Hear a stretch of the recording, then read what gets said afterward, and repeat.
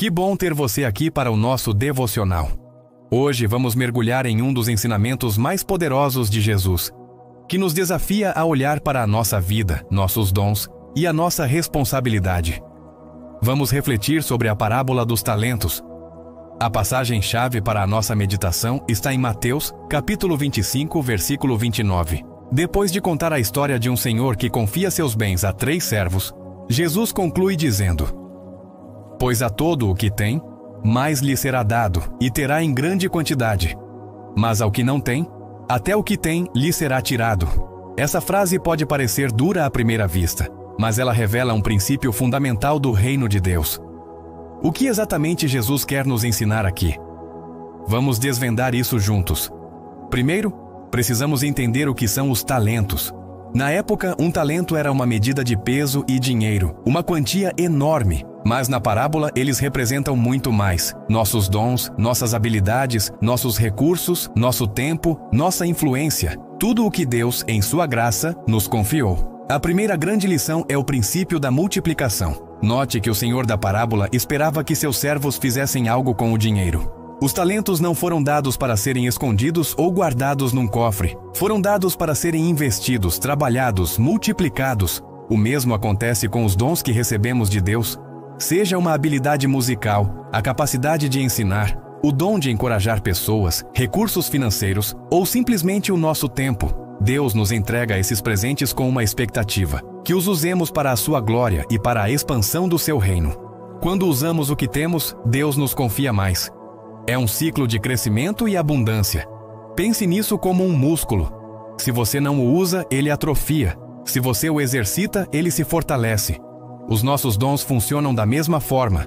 Quanto mais servimos, mais capacitados nos tornamos para servir.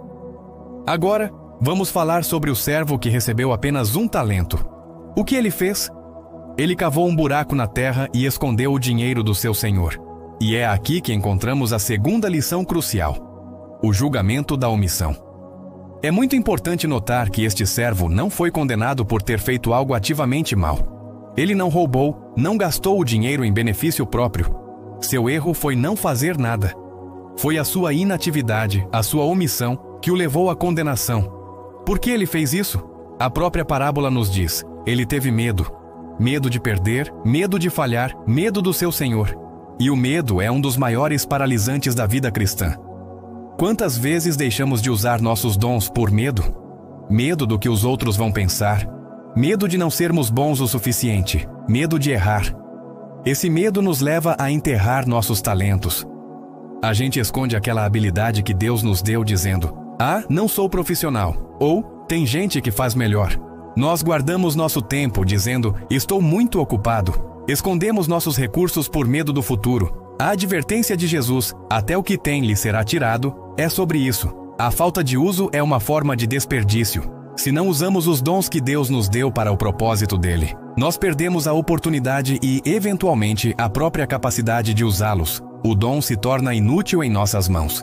Isso nos leva à terceira lição: a responsabilidade com o dom. Tudo o que temos e somos não nos pertence, foi-nos emprestado. Somos mordomos, administradores dos tesouros de Deus. E um dia prestaremos contas de como administramos o que nos foi confiado. A pergunta que a parábola nos deixa não é: quantos talentos você recebeu? Mas sim, o que você fez com os talentos que recebeu?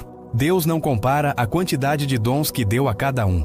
O servo com 5 talentos e o com 2 foram elogiados da mesma forma. Muito bem, servo bom e fiel. A fidelidade é medida pelo uso, não pela quantidade. Então, como podemos trazer esse ensinamento poderoso para a nossa vida prática hoje? O primeiro passo é identificar o seu talento.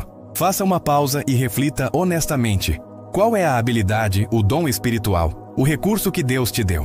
Talvez seja a sua paciência, a sua capacidade de ouvir, um dom para cozinhar, uma facilidade com números, ou a sua influência nas redes sociais.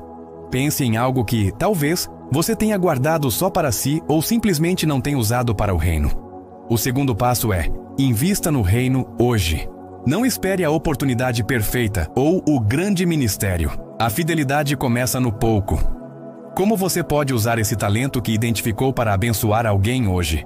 Pode ser enviar uma mensagem de encorajamento para um amigo, usar sua habilidade prática para ajudar um vizinho, dedicar 1 hora do seu tempo para servir na sua igreja ou comunidade, ou simplesmente usar seu dom de oração para interceder por alguém. O reino de Deus é construído com pequenos atos de fidelidade. Aquele que é fiel no pouco, Deus o colocará sobre o muito. E o terceiro e último passo: supere o medo. Se o medo é o que tem te paralisado, entregue-o a Deus em oração. O medo de errar, de ser criticado, o medo do cansaço. Diga a Deus: Pai, eu tenho medo, mas confio em Ti. Capacita-me a usar o que me deste. E então dê um pequeno passo de fé. Apenas um. A ação é o antídoto para o medo. Ao dar o primeiro passo, você verá que a graça de Deus te sustenta e te capacita para o próximo.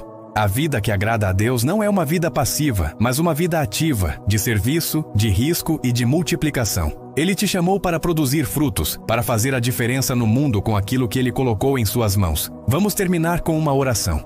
Se você puder, feche os seus olhos e ore comigo. Pai, muito obrigado pelos dons e talentos que o Senhor me confiou. Reconheço que tudo vem de Ti. Perdoa-me pelas vezes em que o medo, a preguiça ou a insegurança me fizeram enterrar aquilo que recebi das Tuas mãos. Eu não quero ser um servo omisso. Ajuda-me, Espírito Santo, a ser um mordomo fiel e ativo, começando hoje. Mostra-me como posso usar tudo o que sou e tudo o que tenho para multiplicar o Teu reino e glorificar o Teu nome. Em nome de Jesus, amém. Gostaria de te deixar com uma pergunta para refletir ao longo do seu dia. Qual talento específico você vai colocar a serviço de Deus e do próximo hoje? Deixe sua resposta aqui nos comentários. Vai ser uma alegria ler e nos inspirarmos uns aos outros. Muito obrigado por sua companhia. Se este devocional te abençoou, não se esqueça de curtir o vídeo e compartilhá-lo com alguém que precisa ouvir essa mensagem. E claro, se ainda não é inscrito, inscreva-se no canal para não perder nossos próximos encontros. Que Deus te abençoe e te use poderosamente.